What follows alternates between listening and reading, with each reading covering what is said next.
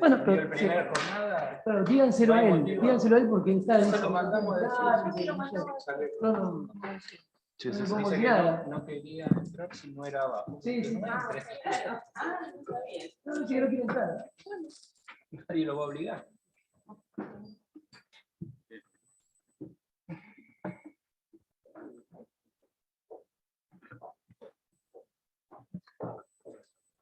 Estamos por ahí. Buenos días a todos. Fecha 13 de mayo de 2022, continuación de audiencia de debate. Se verifica la presencia de todas las partes en el recinto. Se verifica también y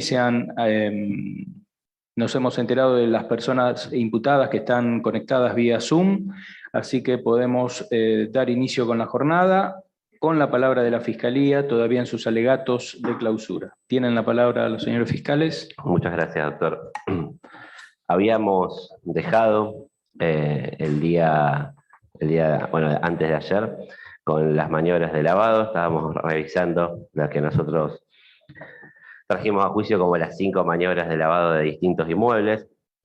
Corresponde ahora analizar el campo de Coronel Bogado. Ese es el nombre que le dimos nosotros a la maniobra. Previo a analizar, este es un inmueble que, como vamos a ver, pasa una persona de apellido Bustos, que era su titular, a nombre de una persona de apellido Covela. Esta persona de apellido Covela se lo transfiere a Claudio Tabela. Nosotros creemos relevante y nosotros empezamos a buscar ese inmueble en el transcurso de la investigación por un audio que se encontró en el teléfono de Alvarado, que lo escuchamos en el transcurso del debate, que fue incorporado, uno de los audios que fue incorporado por Arana, que decía lo siguiente.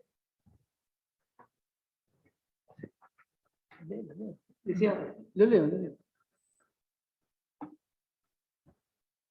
Y sí, está de vacaciones, ahora cuando viene voy a hablar, pero ya está aprobada eso. Ya está aprobado eso. Pero eso está todo antes de la ley. Y Claudio tiene como lo adquirió todo eso. Eso no corre peligro, Jaimito. Ahí en ese audio están refiriendo, nosotros nos parecía muy claro que estaban refiriendo a un inmueble que estaría a nombre de Claudio Tabela. Incluso tiene la frase, tiene cómo lo adquirió todo eso, que a nosotros nos permite, cuando lo analicemos, ver por qué Tabela actuó de fronting, en este caso, en la clara. Y también tiene la referencia, este es un audio que le manda Leandro Suárez, la referencia a Jaimito, que así es como le decían muchas de las personas de su entorno. Evidentemente estaban hablando de los riesgos que corrían algunas propiedades que eran en la realidad económica, como ha dicho tantas veces la doctora Marcilli, Marcilli, María, no sé si es doctora, dije bien, pero en la realidad económica, esto era de Alvarado, por eso Leandro Suárez le hizo que eso no corre peligro, Jaimito. Estaban viendo cuál eran, en el contexto de la captura de la investigación, qué era lo que efectivamente corría riesgos de poder ser alcanzado por la investigación, y por eso le dicen, mire, Tabela tiene todo en regla, digamos, el fronting tiene todos los papeles en regla, sería la interpretación que nosotros le damos, y de allí es que le hace esa mención de que no corre peligro. Pues, ¿no? ¿Cuál sería la explicación? ¿Por qué le va a decir a Alvarado sobre una propiedad inmobiliaria de un campo que está en otro lugar que no tiene ningún vínculo, digamos, en principio dominial con Alvarado? Para analizar, previo a analizar la documentación registral del inmueble, hay que recordar un testimonio que se brindó en juicio que fue esclarecedor sobre quiénes eran los que habían armado el negocio que se pretendía armar en torno a ese campo. El campo que es en la zona rural de Coronel Bogado, está mencionado del polígono A, parcela 169, lote 2A, y fue la declaración del señor Bertelli. Bertelli vino y nos contó a nosotros que él era el que había un poco presentado a Alvarado y a Covela. Ricardo Covela es la persona que también vamos a hablar de la declaración de sus familiares porque falleció, y que los habían presentado para hacer un negocio que básicamente era comprar el campo y explotarlo como un aras o como un establecimiento para la cría de caballos. Y fue muy esclarecedor, directamente del testimonio de Bertelli se puede extraer claramente que ese era un negocio que estaba haciendo Alvarado, en este caso con Covela. Lo particular es, y acá es donde viene el tema más importante en cuanto a la tipificación del hecho de lavado, es quién tenía el dinero para adquirir ese campo, la primera adquisición de Bustos. Y claramente la declaración tanto de la mujer, de la esposa del señor Covela, como de su hija, dieron cuenta de que no tenía ninguna forma ni ninguna capacidad para adquirir ese dinero.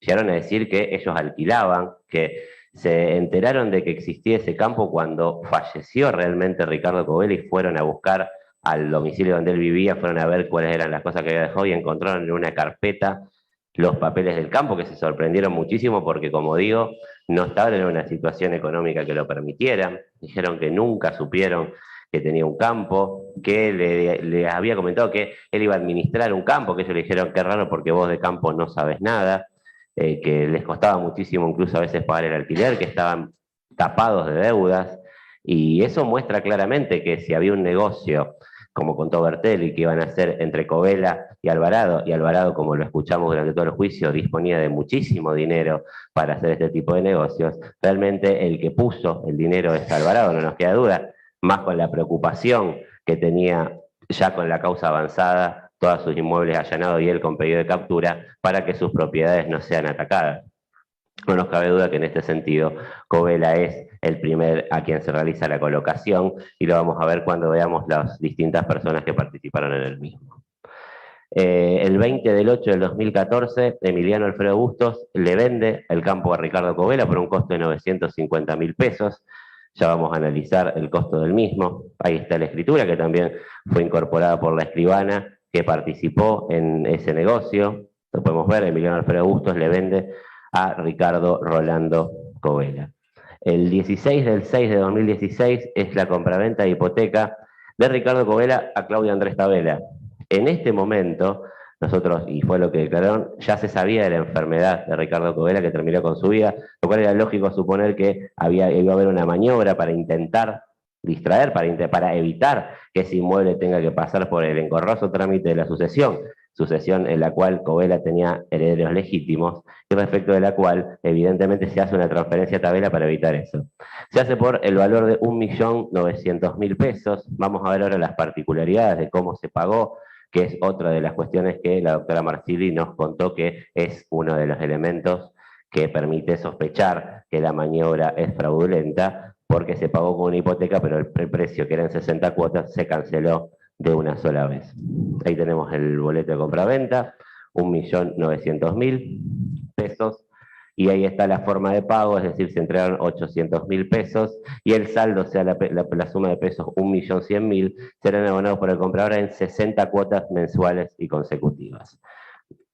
Ese es el valor que tenía el inmueble, o sea, ya cuando analizamos la tasación, vemos que el valor del inmueble a ese momento, que se escrituró por 1.900.000 pesos, era de 5.443.262 pesos. Ya hay una primera subvaluación del inmueble, también esto es una circunstancia, un indicio de que la operación realmente era fraudulenta.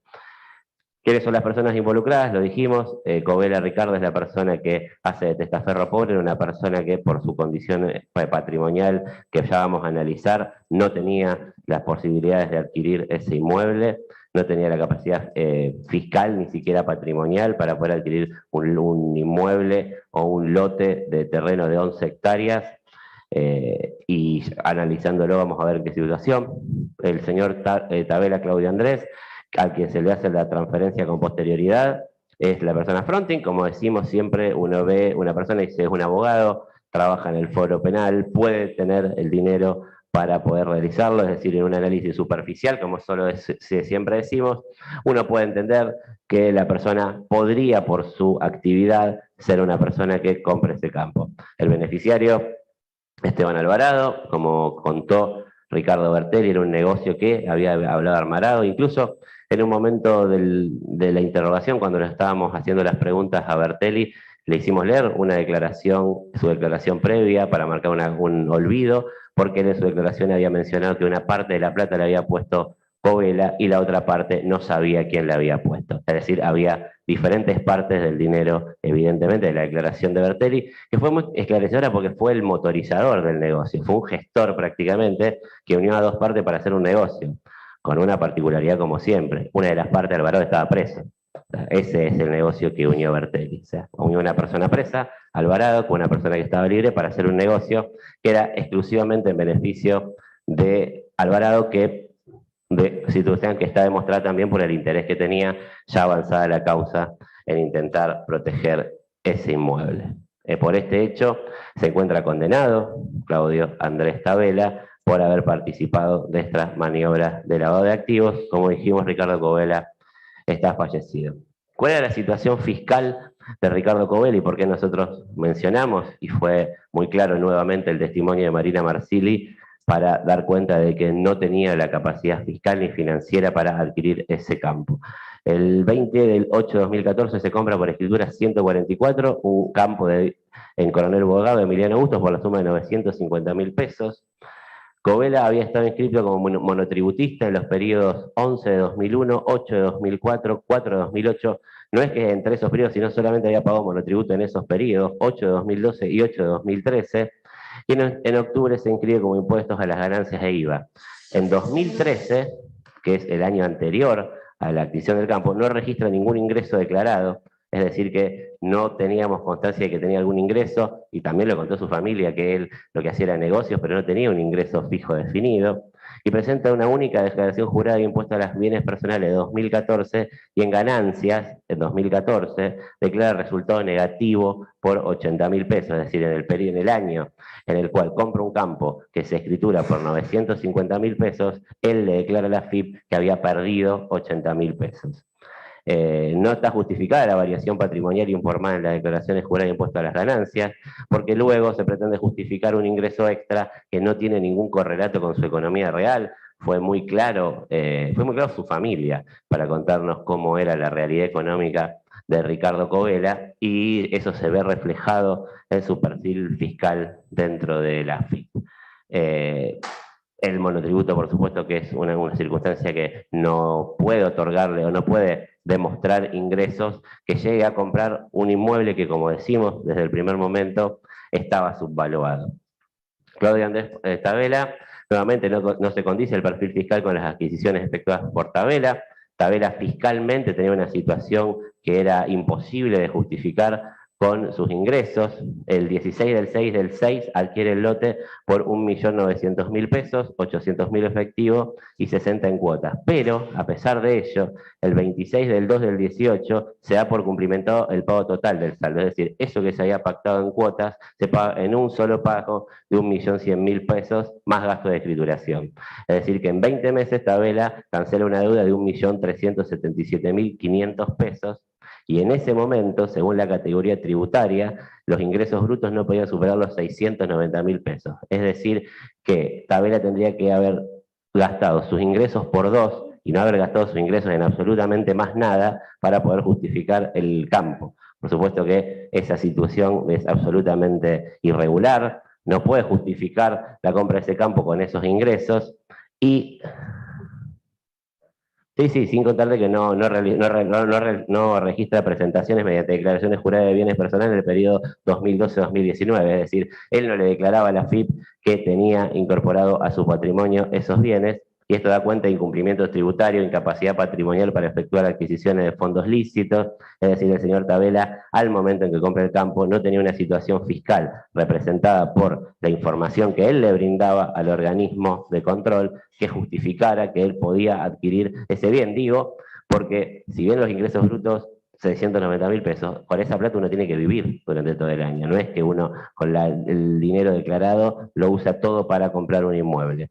No existe justificación a la operación que pretendió realizar, máxime cuando tenemos todos los antecedentes, lo que mencionamos, y repito, el interés posterior de Esteban Alvarado. Creemos que nuevamente en este caso está claramente, hemos acreditado claramente con todos los testimonios Tabela está condenado, como dijimos, y hemos acreditado claramente con todos los testimonios que esta maniobra es una clara maniobra también de lavado de dinero, que se utilizaron todas las etapas de la etapa de dinero, que existió consolidación a través, que existió la colocación a través de Covela, de una persona que no podía justificarlo, y que luego se usó de fronting a Claudio Tabela. El campo fue decomisado en la sentencia de abreviado a Claudio Tabela, porque era la persona que era el titular registral del mismo. No obstante ello, nosotros creemos que por el principio de realidad económica, nuevamente, el correspondía o el dueño beneficiario del mismo era el señor Esteban Alvarado. Finalmente, corresponde hablar sobre la propiedad de Misiones 865. Mucho se ha hablado sobre eso en calle Roldán, Tierra de Sueños. Esta es la maniobra de lavado, que tiene una particularidad que se hace diferente a la otra, porque empieza con un acto de desposesión por medio de violencia respecto de sus titulares registrales. Esa es la diferencia clara que tiene respecto a los otros son operaciones directas de colocación de activos provenientes de ilícito. Acá tiene un ilícito como origen que desapodera a sus titulares registrales del inmueble. Lo contamos, y esto lo contó en su declaración en anticipo jurisdiccional tanto Rodrigo como Mariano Ortigala. Ese inmueble era de Rodrigo Ortigala y su pareja de ese momento, Gisela Maizano, que eran las dos personas que vivían en el mismo. Contó que tuvieron un problema, o sea, contó Rodrigo en primera persona y Mariano Ortigala que tuvieron un problema con Esteban Alvarado en ese momento por una cuestión personal que tenían entre los dos, es decir, había existido un romance entre Rodrigo Ortigala y quien en ese momento era la pareja de Alvarado, Rosa Capuano. Eso genera un problema y genera una discusión en la cual fue contada muy detalladamente, en la cual lo va a buscar a su casa, lo sube a una camioneta.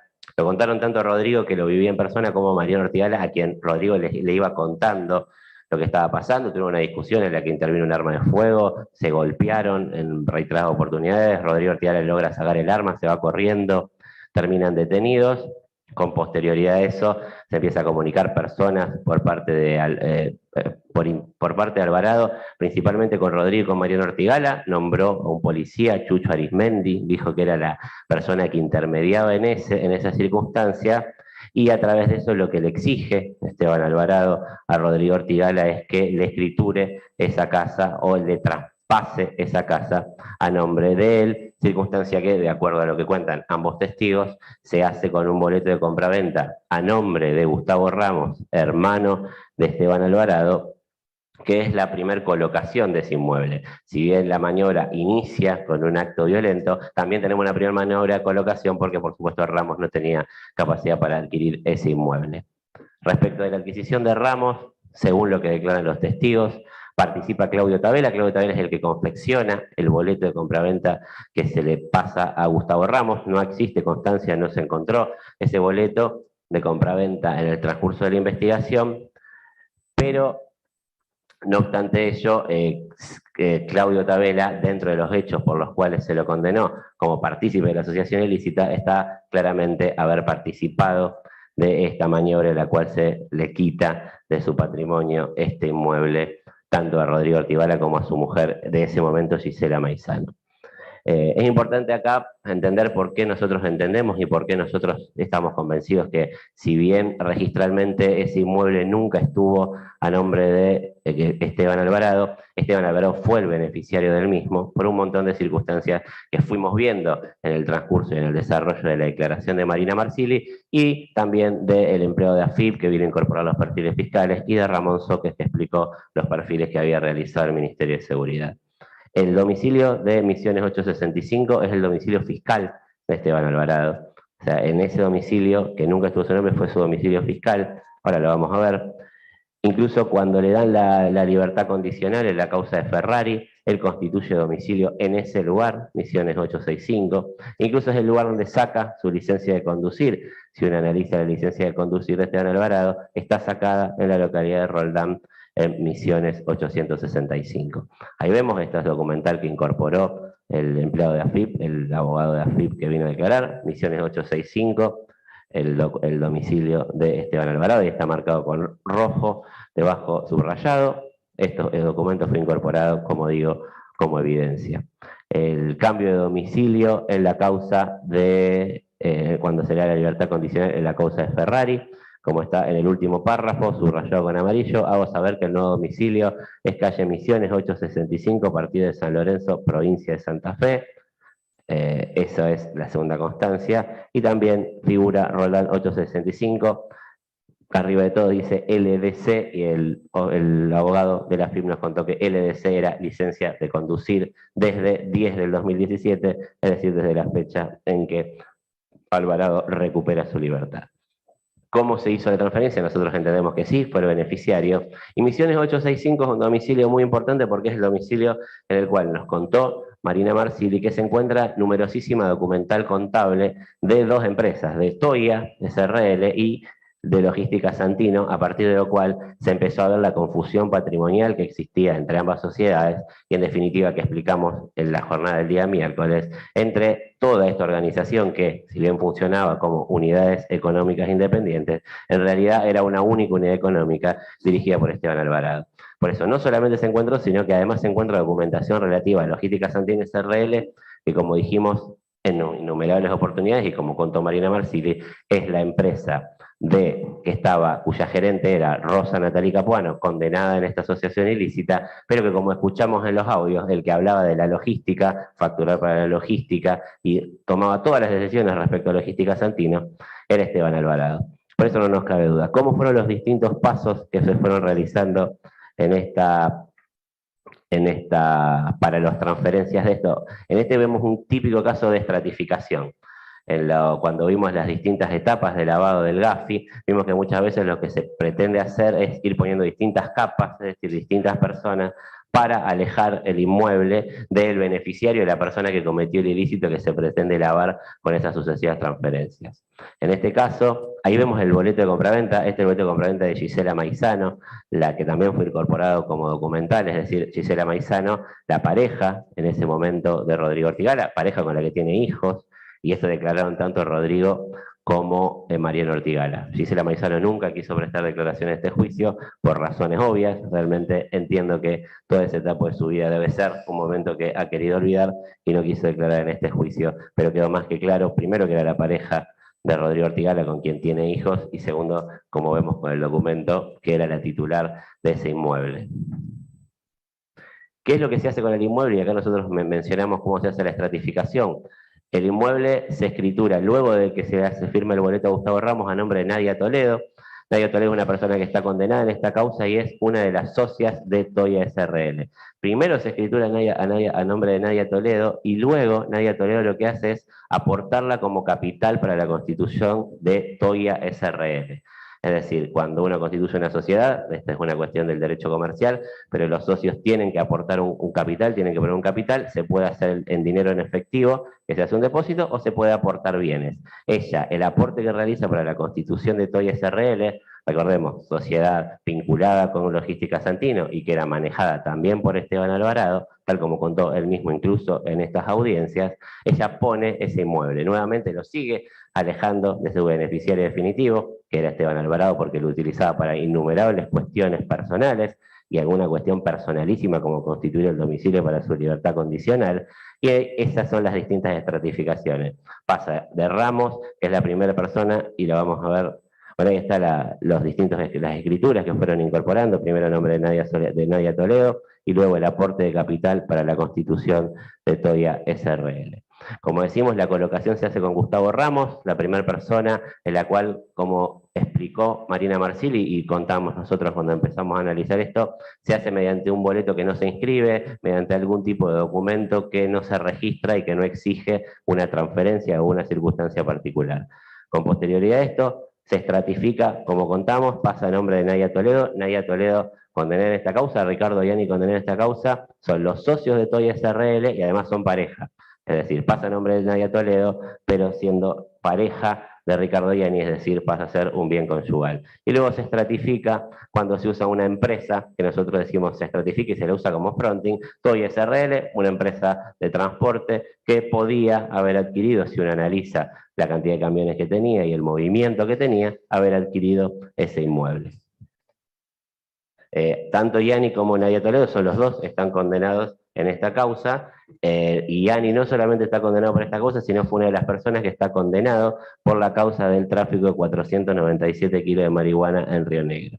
Es decir, está condenado por esa causa y condenado también en esta causa vinculada necesariamente con esta organización. El beneficiario, como dijimos, por todas las cuestiones que relatamos al principio, es Esteban Alvarado. Creemos nuevamente que en este caso se acredita claramente la maniobra como el origen ilícito se da con un desapoderamiento de personas por un hecho violento que se produce y que fue relatado, creemos que muy claramente en este juicio, y que además de haberse relatado claramente se aportaron pruebas y elementos que nos permitió confirmar que evidentemente en un momento estuvo a nombre de las personas que dijeron, y luego todos los pasos van mostrando cómo se produce la maniobra de lavado con sus distintas etapas muy claramente en esta etapa. Asimismo, y también lo contaron personas que vinieron a declarar de la Justicia Federal, Alvarado se encuentra hoy procesado y en juicio por la misma causa por la que está condenado Ricardo Yanni, es decir, por el tráfico de estupefacientes en el sur, los 497 kilos de marihuana. Tenemos, por supuesto, también las tasaciones del inmueble. Las tasaciones a agosto del 2012, que es la fecha que se da el desapoderamiento, eran 83.000 pesos, figurados porque son 2 lotes en Puerto Roldán. Ese es el valor, 83.600 pesos. Hoy vale 22 millones de pesos esa propiedad, y el perfil patrimonial de Nadia Toledo nuevamente no tenía la capacidad para adquirir ese inmueble. El AFIP informa que riesgo muy alto a fecha de emisión del perfil fiscal, es decir, en junio de 2019 tenía riesgo muy alto, es decir, una persona que existían muchas posibilidades de que no cumpla con sus obligaciones fiscales, y el Banco Central de la República Argentina le informó en situación 5 irrecuperable en el periodo de 2010. Recordemos, se compró en 2012, y para el Banco Central esta persona era irrecuperable por sus deudas con el sistema financiero en el año 2010, y no registra pagos, ningún impuesto pago en la AFIP durante los últimos 9 años. O sea, la persona que compró un inmueble en un country de un valor importante, de un valor que hoy valdría 22 millones de pesos, según las tasaciones, durante 9 años no aportó ningún pago a la Agencia de Percepción de Impuestos. Se observa inconsistencia entre los ingresos obtenidos, la situación financiera y los bienes adquiridos durante el periodo. En 2012 figura adquiriendo 3 inmuebles en 415.000 pesos según montos escriturales, mientras que en el ejercicio 2010 estaba en situación 5, es decir, irrecuperable. Evidentemente, la inyección de dinero, la inyección de bienes con la cual adquirió esos inmuebles no se corresponde con su realidad económica, ni con su perfil fiscal, ni con el cumplimiento que hacía de sus obligaciones registrales. Se reajustan vínculos a través de los rodados, inmuebles, facturación cruzada, gasto, intercambio de cheques con otros sujetos identificados en la investigación. Ya lo contamos sobradamente. Nadia Toledo, a través de Toya, estaba prácticamente en una confusión patrimonial permanente con Logística Santino, con Edra y con las personas que individualmente también facturaban. Jorge Venegas, Valeria Nazca. Existía una unidad económica y por eso se entiende de qué manera llegó ese dinero con el cual pudo adquirir ese inmueble. Ricardo Yanis, que además, y acá se da la particularidad que sea en todos los casos, durante el momento en el que se inscritura el inmueble a nombre de Nadia Toledo, pareja de Ricardo Yanni era visita de Esteban Alvarado en su lugar de detención. Si nos remontamos a la primera de las maniobras de lavado, todas las personas, Gresijasi visita con 2 inmuebles a su nombre, una a su nombre y una a nombre de su mujer.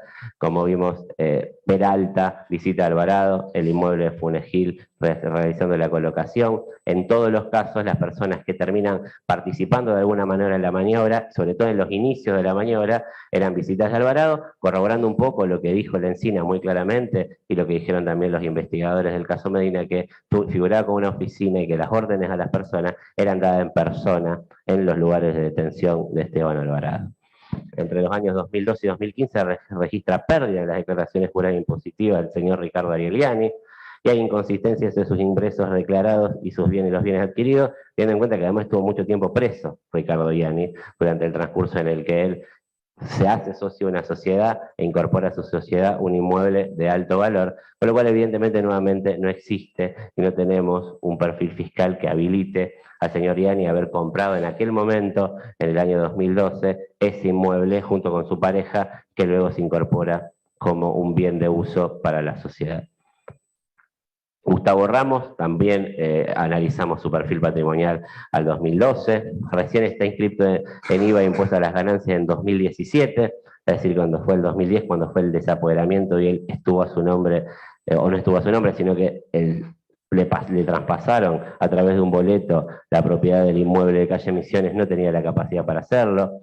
AFIP informa que la remuneración en relación de dependencia 2015-2016, ¿y quién fue el empleador 2015-2016? Brites José Luis, que dijo que había sido su amigo y que le había prestado o lo había inscrito a su nombre para que le puedan dar la libertad condicional en la causa. Gustavo Ramos estuvo preso, estuvo condenado. Escuchamos el oficial de la policía de Córdoba que nos dijo que estuvo condenado a 10 años por tráfico de estupefacientes mediante una aeronave. Por eso que en estos momentos previos estaba detenido, o sea, no tiene una capacidad para haber adquirido muebles o para poder justificar la adquisición de inmuebles en su situación fiscal particular. También nuevamente está vinculado Gustavo Ramos con sus rodados y con distintas cuestiones, con sus rodados, con su facturación, con la carga de combustible que se facturaba para Logística Santino, con la realización de viajes que se realizaban para otra de las empresas. La transacción a través del inmueble no se condice con su perfil fiscal, además que no está informado en su perfil fiscal, y nuevamente recordar que Gustavo Ramos también está condenado en esta causa como integrante de la asociación ilícita y por haber participado de esta maniobra de lavado.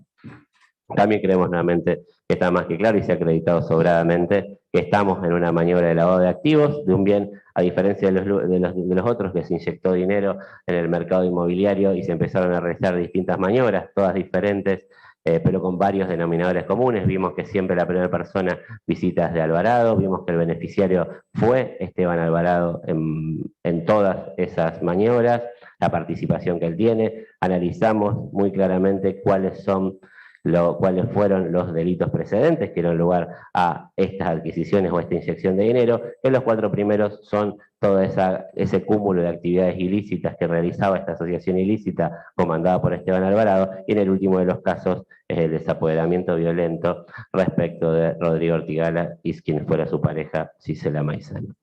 Este es un poco la parte o el análisis que hacemos desde la Fiscalía de las maniobras de lavado. Resta, para terminar con los alegatos de la Fiscalía, 2 cuestiones puntuales antes de pasar a las solicitudes de pena en los presentes.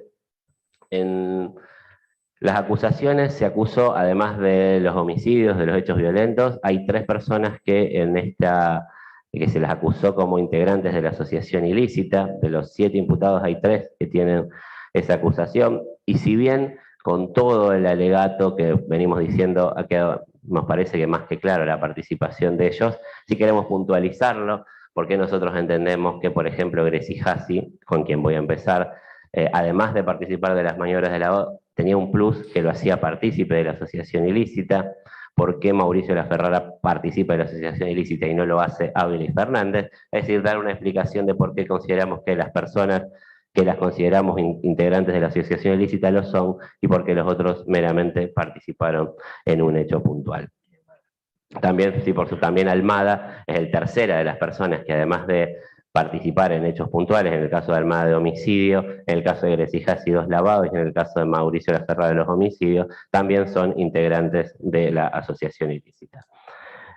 Empezando por Greci Hassi, nosotros no nos cabe duda que la participación de Greci Hassi en el momento y en el transcurso del tiempo fue mucho más que participar de las maniobras de lavado. Tenía un vínculo muy estrecho con Alvarado, un vínculo muy particular que se vio incluso en su propia declaración y que no se explica si no era una persona que se encargaba directamente de conseguir inmuebles para la organización, arreglarlos, repararlos, buscarlos, modificarlos, y esto lo hacía con conocimiento de quién era Esteban Alvarado. Y luego con conocimiento porque lo visitaba en la cárcel, no por otra situación, y que porque sabía que no tenía ningún negocio lícito Alvarado que le habilitara a realizar esas cuestiones. Incluso son muchísimos la evidencia que hemos visto. Vimos un audio en el que, muy llamativamente, y es un audio bastante particular porque Greci Hassi habla con Alvarado, que dice haber estado con Venegas, y le dice que tenía que hacer algo, y dice, no, venite para la isla. Incluso Greci Hassi en varias oportunidades dice que no, que tenía que hacer otra cosa, y parece que lo termina convenciendo persuadiendo porque no le podía decir que no a Alvarado. Incluso hay como protestando mucho y dice, bueno, voy a ir. Y dice, vení que quiero que me hagas algunas cosas en la isla. Marina Marsili en su declaración contó que ella fue a los allanamientos de la isla y que particularmente en el que ella participó, que fue en el que le tocó participar a ella, vio como una forma de construcción muy similar a la forma de construcción que hacía Gracie Hassi. Contó que era muy parecida, él ya dijo, muy parecida a la construcción de Puerto Roldán, hizo referencia a lo que es el inmueble, el lote 148, es decir, la casa que terminó siendo de Pisicati, con lo cual nos da la pauta de que ya en la isla había realizado esto. Sobre esto no nos contó nada, les dije así, pero nosotros creemos que existe esa participación. También realizó trabajos en las concesionarias de Pellegrini, lo escuchamos en los audios, también eso sí lo contó Gracie Hassi en su declaración, contó que había hecho, creo que era un entrepiso y un baño, y ahí escuchamos muchos audios sobre cómo comprar los materiales para realizar. Nosotros entendemos que ninguna de las concesionarias que nosotros hemos identificado, tanto la que le corresponde a Jorge Venegas como la que le corresponde a Leandro Suárez, en realidad las dos pertenecían a Esteban Alvarado. Lo escuchamos dar innumerables órdenes sobre qué hacer con los autos de eso, y él participó construyendo o adaptando una de esas concesionarias, sabiendo que no era el titular Alvarado, pero el que le daba las órdenes realmente era Esteban Alvarado. Le gestionó las cunas náuticas, escuchamos muchísimos audios sobre la gestión, no solamente que le hizo la gestión con los mismos que le habían vendido los lotes de Puerto Roldán, sino que además gestionaba el pago, le hacía esa gestión sobre el valor del dólar que quería que le reciban esos pagos. Me acuerdo que eran 10 cunas náuticas por $13.000, estamos hablando de $130.000, para también tomar un poco dimensión de cuál era el monto y cuánto dinero disponía esta organización para, en este caso, colocar y realizar una compra de 10 cunas náuticas en un desarrollo dedicado a eso.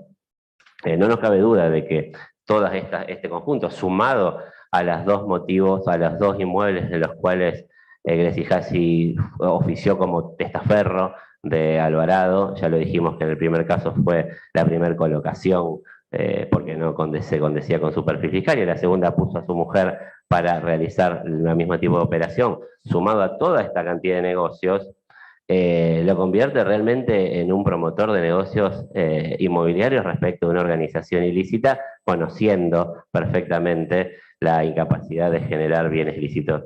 Es muy particular y llamó mucho la atención, porque incluso lo defendió mucho Gracie Hassi cuando él cuenta de qué manera Alvarado le gestiona una deuda con Peirano Materiales. Realmente eso da muestra de que realmente era parte de la organización. Cuando él contó que tenía una deuda con Peirano Materiales, y que para lograr mediar, para lograr solucionar esa deuda, lo llevó al acreedor a hablar con Alvarado a la cárcel de Undampilleta. Eso sumado, y yo lo pienso que después hay dos inmuebles de Alvarado que lo pide, que los escritura su nombre, él pone su nombre y su firma, para que, incluso la firma de su mujer, para que se escrituren. Realmente es una situación que es inexplicable, o sea, incluso vino su abogado, tenía una persona que le podía gestionar una deuda. Realmente que lo haya llevado allá, no. Yo realmente lo pensé muchísimo, me acuerdo que me quedé pensando mucho después de esa declaración de Gracie Hassi, que la volvimos a ver a la tarde. Yo realmente, a mí me hace acordar a una escena del Padrino. El Padrino uno empieza así, El Padrino uno empieza con una persona bonacera. Los que vimos la película nos acordamos todos. Llega a hablar con el Padrino y le pide un favor. El Padrino acariciando un gato, y le termina diciendo, yo te voy a hacer el favor, pero vos acordate en algún momento que yo esto, vos me lo vas a tener que devolver.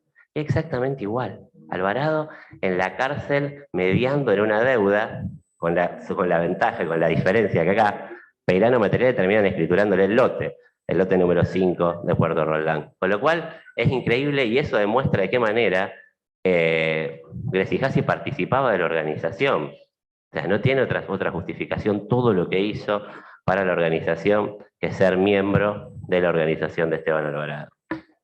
Almada, bueno, hablamos muchísimo, Almada, todo lo que se dijo sobre su participación con los caballos fue más que clara.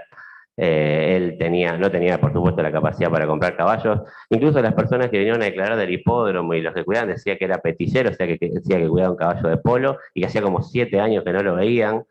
y tenía caballos de carrera inscritos en un studbook en el hipódromo de Rosario. Se habló muchísimo sobre la posibilidad de que el valor de los caballos, pero todos coincidieron en que los caballos de carrera son onerosos, requieren muchísimo dinero para mantenerlos, para mantener incluso un stud, para hacer que los caballos corran. Recordemos acá, estamos diciendo lo de los caballos porque Marina Martiri contó que los caballos eran uno de los bienes en los cuales se invertía esas cuestiones. Y evidentemente Almada, que además era la persona encargada del campo de los muchachos y de cuidar los caballos de Alvarado en el campo de los muchachos, incluso de enseñarle al hijo de Alvarado a manejarse o a utilizar caballos o a ir a las competencias de destreza, evidentemente le da una participación mayor porque uno de los activos de la organización de la asociación ilícita era manejado casi con exclusividad por el señor Almada. Esto también le da un plus porque Armada participa de un hecho de homicidio, es decir, conocía lo que hacía la organización cuando no se dedicaba a hacer este tipo de negocios, con lo cual para nosotros evidentemente participa de la asociación ilícita. Mauricio La Ferrara, entendemos que más que claramente es un miembro y muy importante de la asociación ilícita. Vimos de qué manera utilizó todos los recursos para los 2 homicidios de los que está acusado, vimos de qué manera utilizó los vehículos, dispuso del campo de Alvarado, disponía de armas. Vimos cómo cuando un miembro de la organización, que además era su padre, Jorge La Ferrara, es atacado, reacciona defendiendo a un miembro de la organización. Recordemos Jorge La Ferrara condenado como integrante de la asociación ilícita. Es decir, reacciona de esa manera y utiliza recursos, utiliza la logística que tenía la organización, utiliza los vehículos, emponcha los vehículos, es decir, le cambia la chapa, hace desaparecer los vehículos, la Cangú no apareció nunca más, utiliza la Amaro, que luego la hace desaparecer en La Paz y que la encontramos mucho tiempo después. Todas estas circunstancias se suman a la relación que también tenía con caballos, es decir, otro de los activos que utilizaba la asociación ilícita. Declararon muchísimas personas sobre su rol con los caballos. Y escuchamos también toda esa serie de audios en la que le dice primo y alguna le dice Jaime, que se cruzan entre Mauricio La Ferrara, Jorge La Ferrara y Esteban Alvarado, en la cual hablan de 2 circunstancias que eran muy importantes en el estamento económico de la organización, sobre la venta y compra de autos, muchísimos de esos audios hablan sobre autos, y sobre el cambio de cheques, recordemos la intermediación financiera que realizaba, ilícita por supuesto, como otro de los delitos que realizaba la organización, también habla de decir, además de utilizar los recursos, habla sobre 2 negocios fundamentales, habla sobre autos y habla sobre dinero, sobre cambio de cheques. Creemos que la participación de Mauricio La Ferrara también, como miembro de la sociedad de la asociación ilícita, ha quedado acreditado no solamente con su participación activa en los hechos de homicidio, sino con estas cuestiones que lo hacían conocedor de la organización y un partícipe importante de la misma.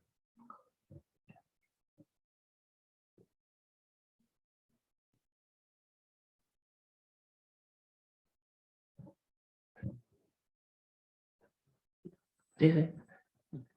Ahí pasamos, ahora sí corresponde que pasemos a los pedidos de pena.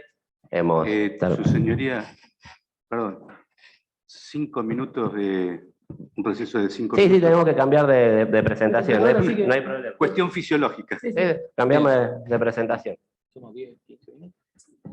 15 minutos de receso. Sí, 5. Ya terminamos.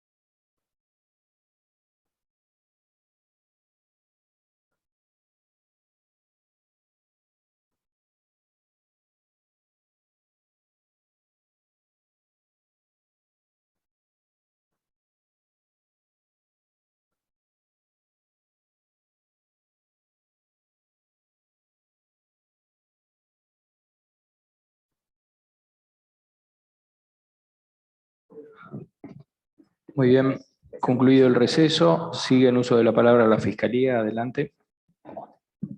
Bueno, lo que vamos a hacer ahora entonces es pasar al pedido de solicitudes para culminar. Vamos a comenzar con las peticiones de pena. Las solicitudes que vamos a hacer son manteniendo obviamente todos los postulados que hicimos al momento de acusar y obviamente con lo cual se construyó el auto de apertura de este debate, y sosteniendo cada uno de los hechos y calificaciones jurídicas que presentamos en la acusación, vamos a hacer las distintas solicitudes de pena y decomisos y demás peticiones respecto del señor Esteban Alvarado, Mauricio Laferrara, Facundo Almada, Matías Ávila, Germán Facundo Fernández, Greci Jassi y Girard. En cuanto a Esteban Alvarado, lo que vamos a solicitar en función de los hechos que entendemos se dieron por acreditados en esta audiencia y de las calificaciones jurídicas seleccionadas, que se lo condene oportunamente a la pena de prisión perpetua, accesorias legales y costas, con declaración de reincidencia, por entenderlo instigador del homicidio agravado por el uso del arma de fuego calificado por el concurso premeditado de 2 o más personas del señor Lucio Maldonado. Perdón, una aclaración voy a hacer. Vamos a hacer pedidos de penas individuales respecto de cada uno de los casos y después un pedido de pena global en función de la más significativa de las penas, dependiendo el legajo al que refiramos. Así que esto es, comenzamos ahora con Alvarado. Por otra parte, en cuanto al CUIG, que nosotros referimos como cabeza de perro, y el atentado, la cabeza del perro a Marina Marsili, la calificación legal que le dimos oportunamente será el de las amenazas coactivas calificadas con la intención de obtener una medida o concesión por parte de cualquier miembro de los poderes públicos en carácter de instigador, artículo 149 ter, inciso segundo, apartado A y 45 del Código Penal. La pena que solicitamos en este caso es la de 10 años de prisión, accesorias legales y costas, con declaración de reincidencia. El CUIG por el atentado a la casa de Marina Marsili, terminado 949, la calificación legal es la de amenazas coactivas calificadas con intención de obtener una medida o concesión por parte de cualquier miembro de los poderes públicos, no sé qué toque, en carácter de instigador, artículo 149 ter, inciso segundo, apartado A y 45 del Código Penal, la pena de 10 años de prisión, accesorias legales y costas, también con declaración de reincidencia. En cuanto al CUIG, terminado en 858, y un 0 de asociación ilícita y lavado de activos, nosotros identificamos la participación del señor Alvarado en carácter de jefe, artículo 210 del Código Penal, en concurso real con el delito de lavado de activos, agravado como miembro de una asociación ilícita o banda formada para la comisión continuada de hechos de esta naturaleza en carácter de coautor y en grado de consumado, con declaración de reincidencia. Los hechos que contienen esta imputación son, este pedido, son los hechos de lavado, calle Avenida Fuerza Aérea 2350 de barrio Funegil, los lotes 5, 148, 150 de Puerto Roldán, Boulevard Argentino 180, registrado como unidad funcional 0203, piso 2, cochera 178 y cochera 93 del condominio del Alto, el hecho 4 del campo de Coronel Bogado y el hecho 5 la casa de calle Misiones 865 de la localidad de Roldán, situada en Tierra de Sueños. En cuanto por estos hechos, sí, solicitamos entonces la pena de 25 años de prisión, accesorias legales y costas, y una multa equivalente a 4 veces el valor real de las operaciones de lavado de activos en las que intervino, estimada en 758.123.048 pesos.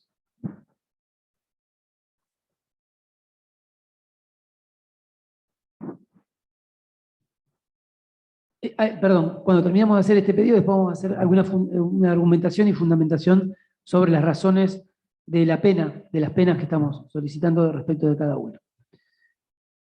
En cuanto al señor Mauricio Jesús Laferrara, por el homicidio de Lucio Maldonado, quid terminado en 606, la calificación legal que nosotros entendimos le cupo a los hechos que entendemos se acreditaron en este juicio, es la de homicidio agravado por el uso de arma de fuego, calificado por el concurso premeditado de 2 o más personas en carácter de partícipe primario, en concurso real con encubrimiento agravado. La pena que solicitamos, en este caso también para Mauricio Laferrara, es la de prisión perpetua, accesorias legales y costas. En cuanto a Mauricio Jesús Laferrara, y por el hecho identificado en el quid finalizado 932-9, el homicidio de Cristian Enrique, la calificación legal que identificamos es la de homicidio simple en calidad de coautor, artículos 79 y 45 del Código Penal, y la pena que solicitamos es la de 25 años de prisión, accesorias legales y costas.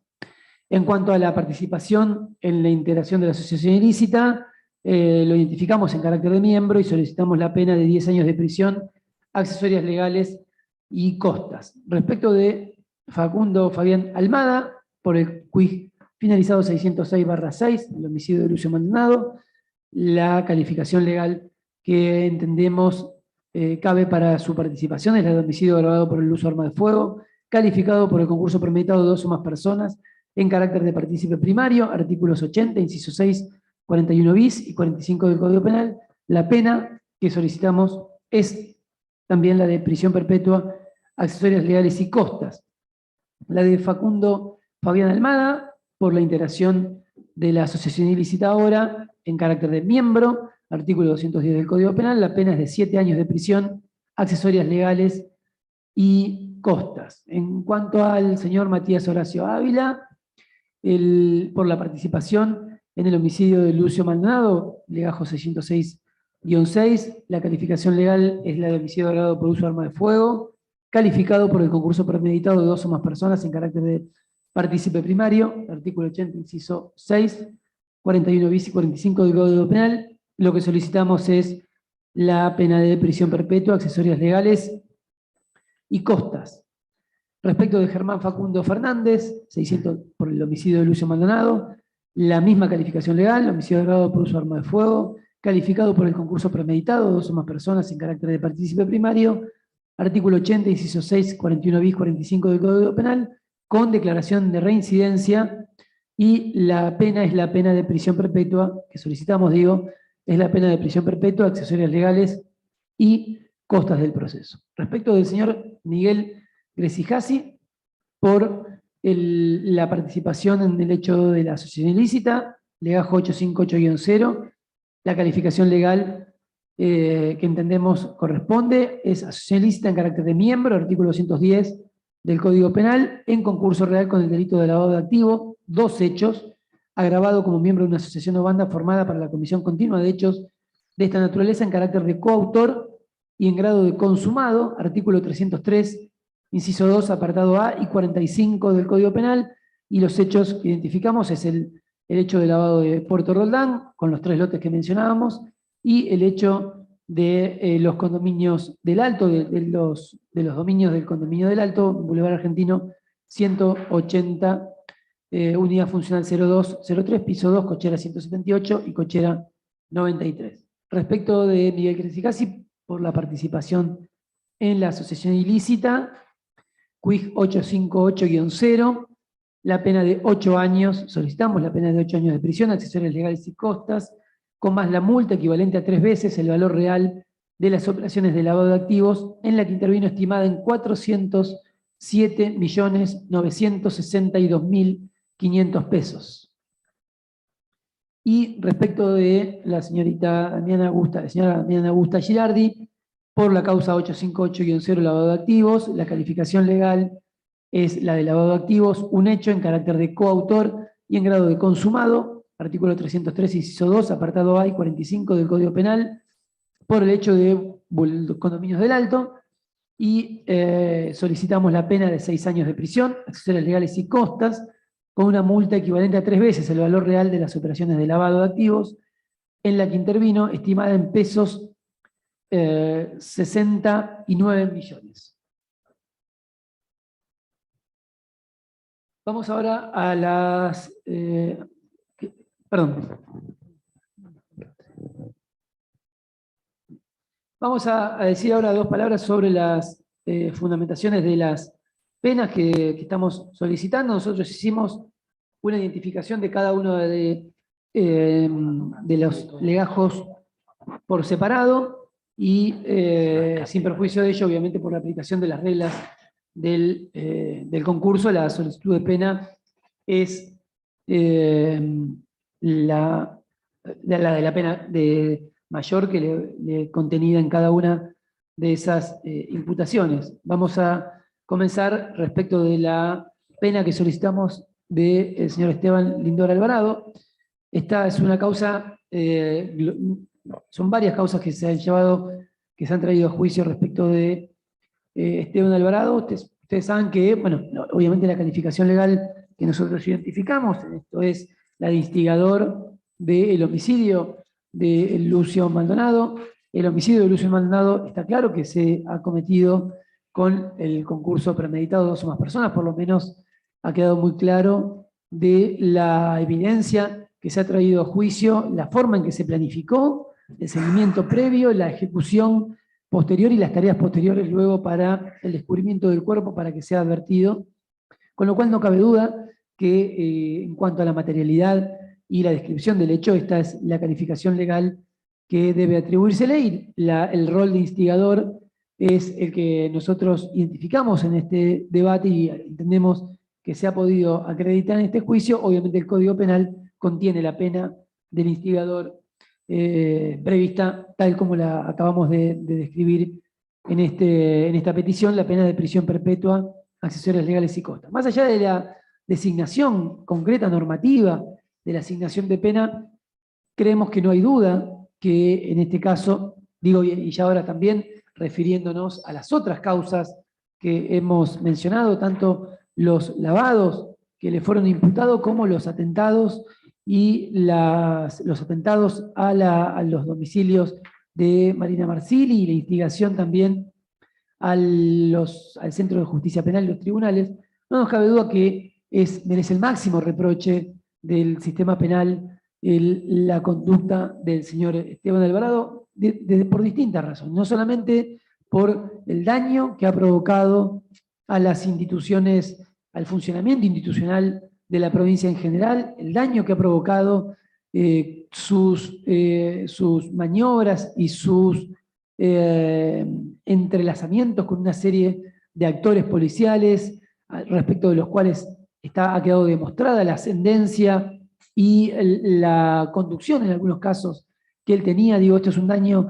institucional inconmensurable que ha hecho su conducta, pero mucho más también lo que ha significado el daño personal y directo a las víctimas, a los deudos de las víctimas de estos eventos, no solamente a Hugo Maldonado y a la familia Maldonado, sino también todo lo que ha sucedido en torno a la propia funcionaria judicial, Marina Marsili, funcionaria que estaba adentro, trabajando junto con nosotros.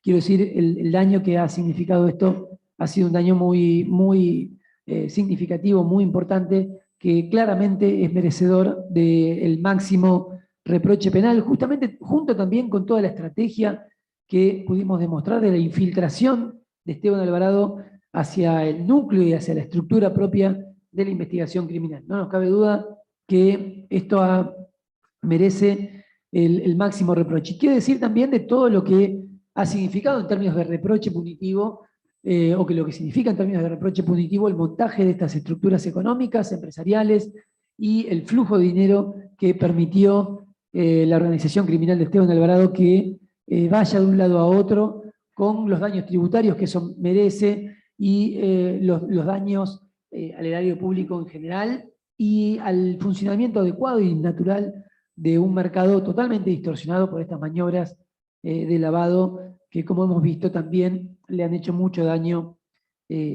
al funcionamiento institucional de nuestra provincia.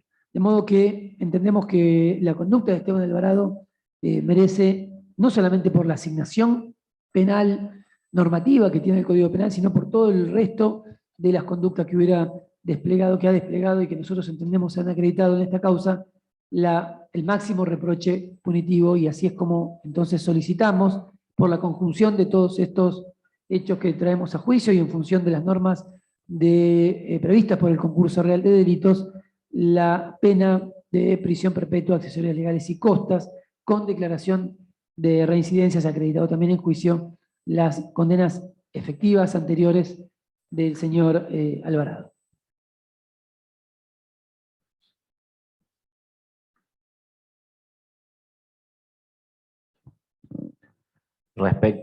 Similares consideraciones respecto de Mauricio Jesús Laferrara.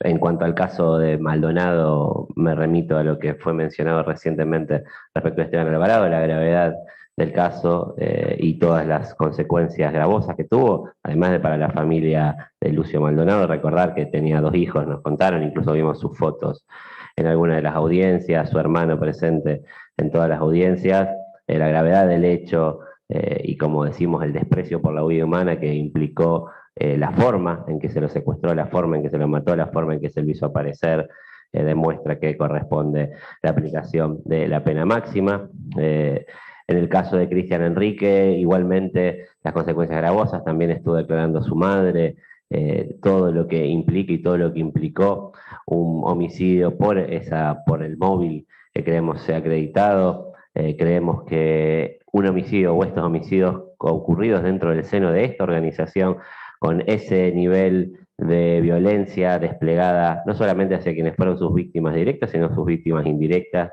que es toda la sociedad en su conjunto, que recibió durante tal largo periodo de tiempo, estas afrentas, no solamente respecto de las personas comunes, sino de las instituciones. Recordemos, hemos traído a juicio ataques contra los edificios públicos, contra investigadores, amenazas, y entendemos que corresponde por este homicidio también particular el máximo de pena, la pena de 25 años de prisión, accesorias legales y costas. En concurso real, por supuesto, con el otro hecho, la pena conjunta va a ser de prisión perpetua. Por la asociación ilícita en carácter de miembro, creemos que es una de las asociaciones ilícitas en las cuales claramente por su desarrollo estructural, por su forma de actuar, por la diversificación y la forma en la que se manejó durante tanto tiempo, no estamos hablando de una organización que haya sido, decirlo de alguna manera, sencilla, simple, sino que fue muy sofisticada en cuanto a su funcionamiento, estratificada, que abarcó prácticamente todo un conjunto de delitos, a todas las personas que fueron miembros de esta organización y que participaron, además de hechos violentos, corresponde el máximo de pena como miembro de una asociación ilícita, de acuerdo a la escala penal del artículo 210.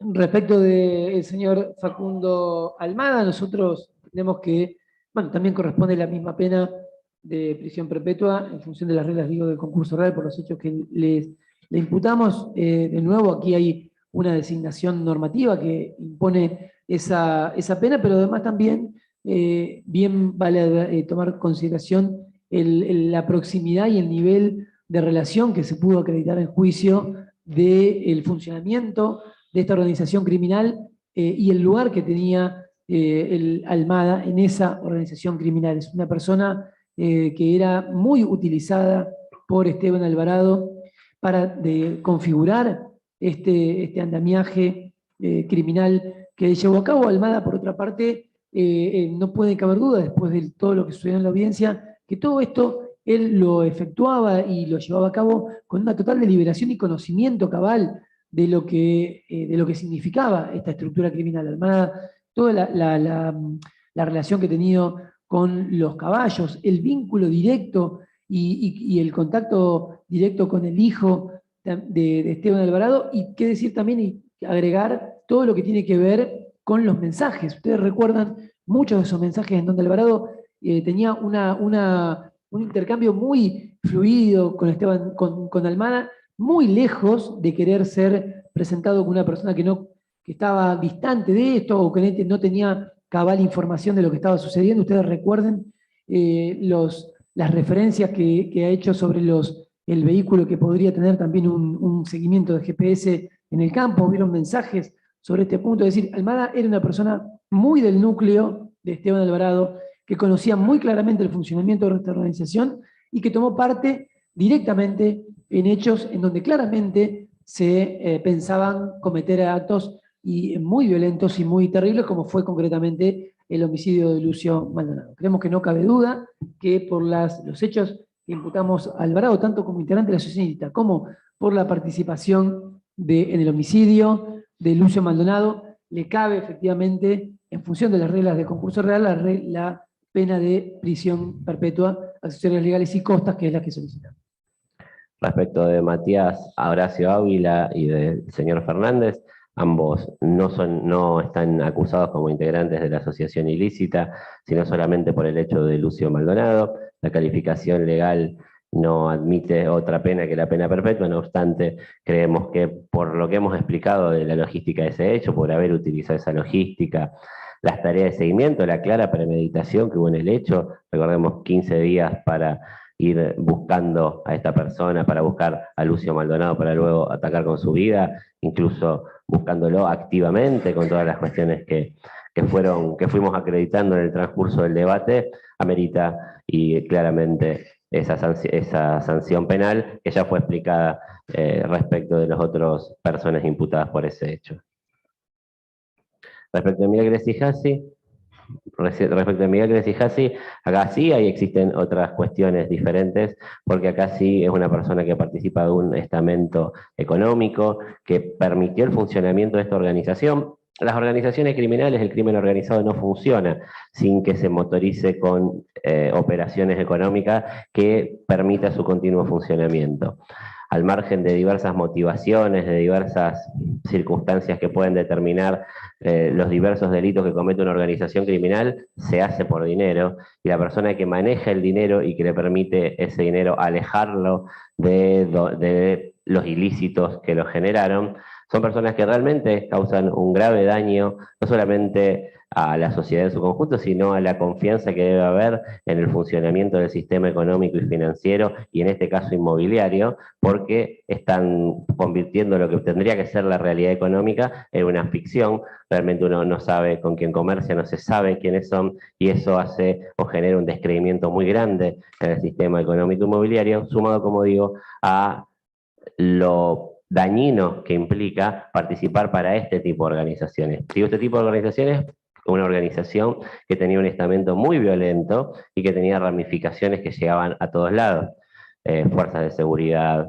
vínculos políticos, y en ese punto creemos que la participación de Greci-Jassi en dos hechos de lavado, por montos muy altos, por inmuebles, todos inmuebles, en este caso Puerto Rotán y condominios de Lato, son inmuebles de un valor altísimo, ameritan la sanción que nosotros ponemos en concurso real de 8 años, teniendo en cuenta el concurso, como digo, entre los dos hechos de lavado de activo y la participación como miembro de una asociación ilícita de estas características, más la multa. Aclarar que las multas en los casos en los que las solicitamos están realizadas y están efectuadas teniendo en cuenta las tasaciones que trajo el tasador que declaró en juicio, y a eso se le aplican las multas del artículo 210, perdón, del artículo 301.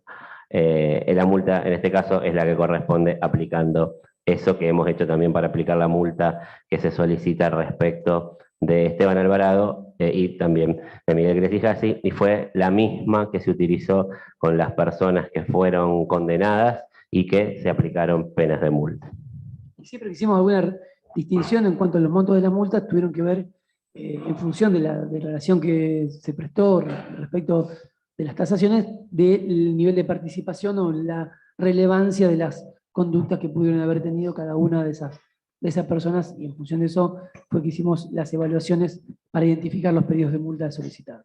Finalmente, respecto de Amina Gilardi, sí, un pedido, las mismas consideraciones que respecto de Emilia Gresijasi, un pedido de pena menor porque no consideramos que haya participado de la asociación ilícita, sino sí que se prestó para una maniobra de activos conscientemente de que lo estaba haciendo y de esa manera causar los perjuicios, los mismos perjuicios que entendemos que causa la conducta reprochada al señor Miguel Gresijasi. En este caso, la multa también calculada en base a los valores de tasación del inmueble es de 69 millones, pero se utilizó la misma pauta para evaluar la multa. Sí corresponde ahora pasar a las solicitudes de decomiso, aclarar que algunos de los inmuebles respecto de los cuales hemos traído a este juicio las maniobras de lavado de activos ya han sido decomisados cuando se condenó a sus titulares registrales, y hay otros inmuebles que, si bien no participan de la maniobra de decomiso, en el transcurso de la investigación, y ha quedado acá acreditado con la declaración de Marina Marsili, son inmuebles que se pueden atribuir a la asociación ilícita por diversos factores. La Quinta de los Muchachos, en Piñero, nosotros entendemos que claramente corresponde el decomiso en este caso porque fue un lugar que se utilizó para cometer el hecho del homicidio de Lucio Maldonado. Todo lo que se ha dicho respecto de dónde estuvo el cruce con el cual se lo secuestró, de acuerdo a la georreferenciación, minutos después de que había sido secuestrado Lucio Maldonado. Este punto es claramente el inmueble encuadra dentro de las disposiciones del artículo 23, además que es un inmueble muy significativo para el funcionamiento de la asociación ilícita. Recordemos que era un lugar que pocos conocían, pero dentro de esos pocos que conocían ese lugar estaban casi todos los miembros de la asociación ilícita que han sido condenados o han sido traídos a juicio. Cochabamba 6880 es un galpón, el cual fue allanado, respecto del cual se secuestraron muchísimos vehículos que luego vamos a ver que son atribuidos a la asociación ilícita. Marina Marsili contó y explicó de qué manera ese informe pertenece a la asociación ilícita. Había vehículos, había automóviles. Rosa Irene Genoveva es la madre, Esteban Alvarado, que es la titular de ese inmueble. Nosotros entendemos que este era un lugar que se utilizaba por la asociación ilícita para guardar distintas cuestiones y distintos objetos. Pellegrini 5805 es la concesionaria Automotores Suárez, de Leandro Suárez.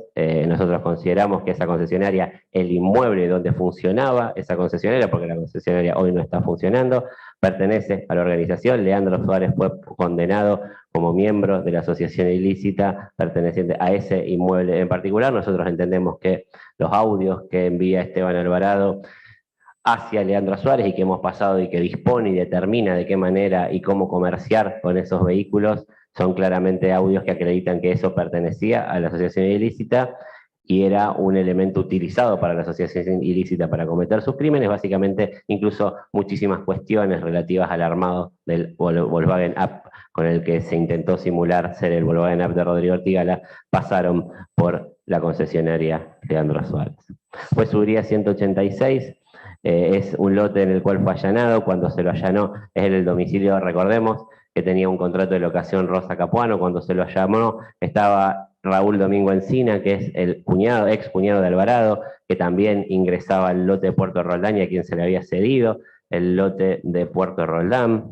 Ese inmueble pasó también por las manos de Matías Herrera, también constituyó domicilio en ese lugar Esteban Alvarado al salir, y creemos que por el tránsito no se puede acreditar la maniobra de lavado, pero sí entendemos que es un inmueble que corresponde a la asociación ilícita y que debe ser decomisado. Catamarca 2917 de Roldán, el titular es Venegas María Fernanda, DNI 24, matrícula, fecha de adquisición 1999, es un domicilio identificado en base a la información obtenida de los documentos pertenecientes a Logística Santino, tal cual cuando corresponde a María Venegas. Nosotros, este era un domicilio en el cual tenía muchos vínculos con Logística Santino, que no se puede explicar a través de la documentación presentada cuál era la real titularidad. Nosotros creemos que realmente era utilizado por la asociación ilícita. Galvez 6100 es el domicilio donde estaba López Ariel. El López Ariel es la misma persona de la que habla Gresijasi con Alvarado cuando uno le dice el verde en esa conversación extensa que pasamos. Nosotros Ese fue un domicilio allanado por la Gendarmería en la causa de Ferrari, de la cual sacaron muchos de los autos que formaron parte de esa sentencia, y muchos de los autos que luego vamos a ver como objeto de decomiso fueron sacados de ese lugar y fueron los autos que generó esa circunstancia que contó Marsili, que venían personas que tenían boletos o 08 firmados en blanco a reclamar los autos, y que esa era una maniobra en la cual se pretendía alejar los vehículos de su verdadero titular y se venían a reclamar como si fueran terceros adquirentes de buena fe, y como acreditamos las personas que son los que tienen el juicio de escrituración de ese inmueble y los que vinieron a reclamar esos autos, los señores López Ariel, digo López Ariel, los señores López Ariel porque los dos se llaman igual, son las personas, entendemos que es un inmueble que claramente corresponde a la organización. Nicaragua 257 bis es el que tiene el contrato de luz a nombre de Rosa Capuano en los informes de 2012, y conforme estos son los que existieron, contratos de locación acreditados entre Víctor Peralta de 2012 y Rosa Capuano. Los certificados de esa casa, los certificados de terminar la construcción de esa casa fueron encontrados en el allanamiento de los muchachos, y fue un inmueble del que Miguel Gresijasi reconoció haberle terminado o haberle realizado a Esteban Alvarado. Entendemos que ese inmueble también es un inmueble de la asociación ilícita utilizado por la asociación ilícita, y que en este caso también corresponde el decomiso. Los lotes 5, 148 y 150 del barrio Puerto Roldán, estos sí corresponden con la maniobra de lavado de activos que fuera traída a juicio, y creemos que acreditada sobradamente. Corresponde el decomiso por los términos del artículo 23 del Código Penal, son los objetos con los cuales se cometió el delito, en este caso lavado de activos realizado a través de transferencia de inmuebles. Respecto a los vehículos, estos son todos vehículos que fueron encontrados y hallados en los distintos allanamientos.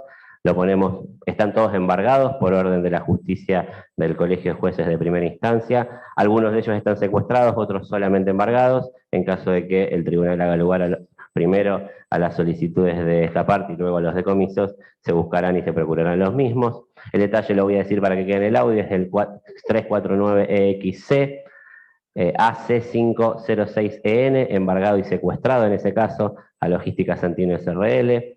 AD317BZ, legajo B original, AFH 145 también embargado, ALS 209 también embargado, BNL 520 también embargado, BOH 317 secuestrado, BRG 118 que también se encuentra secuestrado, CIQ 574 también un vehículo secuestrado.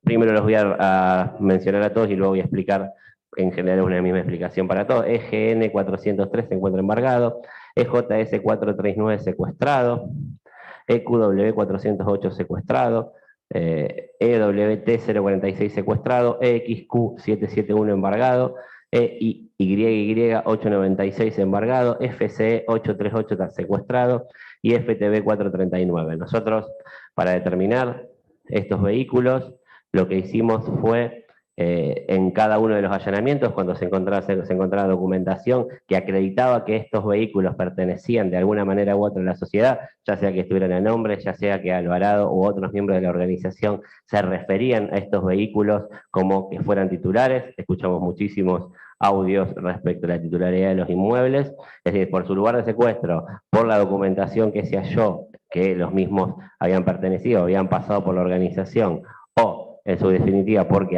las personas, miembros de la organización, hablaban de la utilización y la transferencia de esos inmuebles. Nosotros primero los embargamos y ahora solicitamos su decomiso. Finalmente, y como última petición, tal y cual lo hubiéramos mencionado al inicio de los alegatos, vamos a solicitar se remitan copia del audio y video del presente juicio al Consejo de la Magistratura de la Nación, a efecto de que evalúe posibles responsabilidades de los encargados de las investigaciones contra Esteban Alvarado, radicados en la Justicia Federal entre 2013 y 2015, en la denominada causa madre, expediente 5433/2013, todo ello en función de las declaraciones que expresó el juicio oral el comisario de la Policía de Seguridad Aeroportuaria, así como otras que coayudaron a la misma. Eso es todo el alegato de la Fiscalía.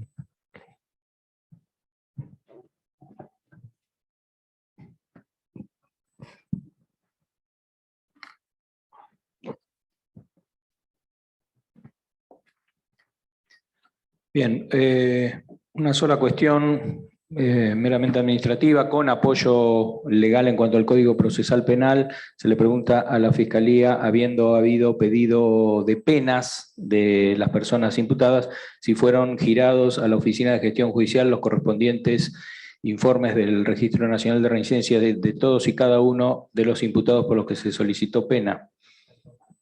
Sí los giramos a todos, perdón, pero lo que me dicen acá, Gonzalo, es que hay que ver si están todos actualizados. Lo podemos chequear con la operadora y bueno, y si no lo traemos para antes de que termine la forma, van a estar. Y en la forma en la que se estila, es decir, con fichas sí, con fichas dactiloscópicas de todos, cada uno de los que se han solicitado. Esto en cumplimiento de lo que manda el código, que tendría que haber sido previo a la audiencia, por eso se le pregunta si lo hicieron.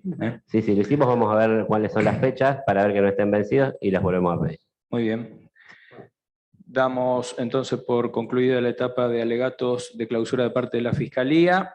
Entiendo que la defensa está en condiciones ya el día lunes de hacer sus alegatos, comenzando por la defensa del señor Alvarado. Sí, señoría. Bien.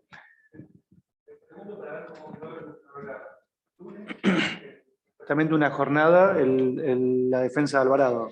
Martes la defensa de la Ferrara, miércoles no jornada y jueves arrancaría Ávila o Fernández. ¿Eran juntos?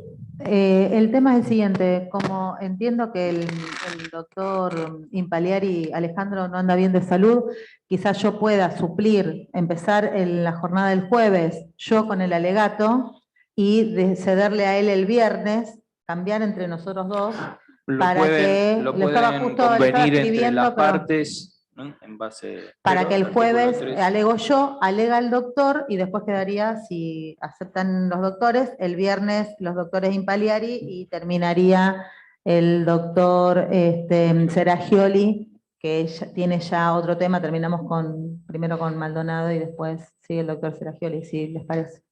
Pueden convenir entre las partes, si así lo hacen, el tribunal no tiene ninguna objeción.